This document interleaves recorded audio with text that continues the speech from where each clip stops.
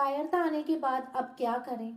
इस जिज्ञासा को दूर करने के लिए भगवान कहते हैं, कलाभ्यम मासम गमा पार्थ न तत्व युपपत्ते शुद्रम हृदय दोबल्यम त्यक्तवो तिष्ठ परंतप। माता पृथा के संदेश की याद दिलाकर अर्जुन के अंतःकरण में क्षत्रियोचित वीरता का भाव जागृत करने के लिए भगवान अर्जुन को पार्थ नाम से संबोधित करते हैं। तात्पर्य है कि अपने में कायरता लाकर तुम्हें माता की आज्ञा का उल्लंघन नहीं करना चाहिए। अर्जुन कायरता के कारण युद्ध करने में अधर्म और युद्ध ना करने में धर्म मान रहे थे।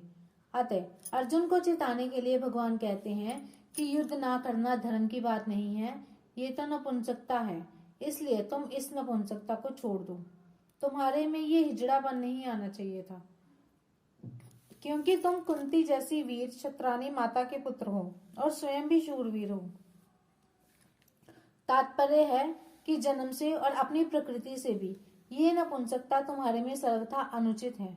परंतप तुम स्वयं परंतप हो, अर्थात शत्रुओं को तपाने वाले, भगाने वाले हो। तो क्या तुम इस समय युद्ध से विमुख होकर अपने शत्रुओं को हर्षित करोगे? यहाँ शुद्रम पद के दो अर्थ होते हैं। यह हृदय की दुर्बलता, तुच्छता को प्राप्त कराने वाली है, अर्थात मुक्ति, स्वर्ग और कीर्ति को देने वाली नहीं है।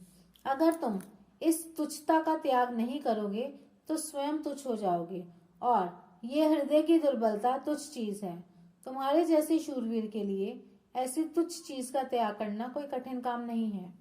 तुम जो ऐसा मानते हो कि मैं धर्मात्मा हूँ और युद्ध रूपी पाप नहीं करना चाहता, तो ये तुम्हारे हृदय की दुर्बलता है, कमजोरी है।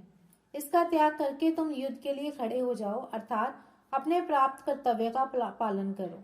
यहाँ अर्जुन के सामने युद्ध रूप कर्तव्य कर्म है, इसलिए भगवान कहते हैं कि उठो, खड़े हो जाओ और युद्ध रूप कर्तव्य का पालन करो।